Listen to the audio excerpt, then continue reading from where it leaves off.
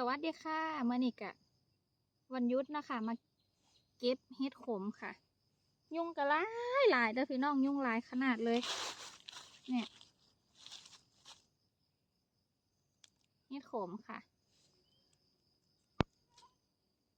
เห็ดขมหรือว่าเห็ดผึ่งขมเห็ดเผิ่งขมหรือบางพื้นที่ก็ห้องเห็ดยูคาเนาะค่ะดอกกำลังงามเลยใส่ตะกร้าไว้นานๆเห็นทีค่ะเท่าละดอก2 ดอกแต่บ่ฮู้ว่าจะได้จักดอกเด้อยุงกระหลายค่ะกัดมายุ่งหยายุ่งหยาพุ่นน่ะบินเต็มหน้ากล้องเลย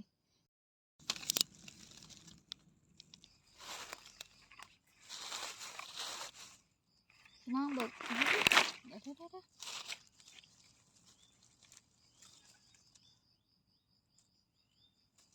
1 ดอก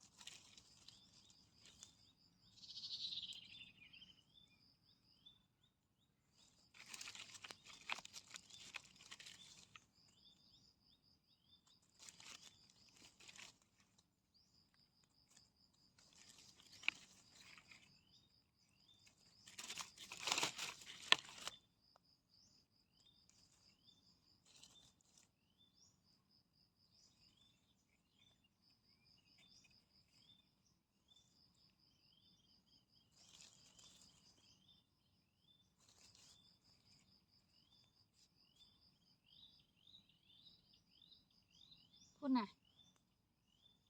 หมานคักจ้ะจุ่มเดียวได้ตั้ง5-6 ดอก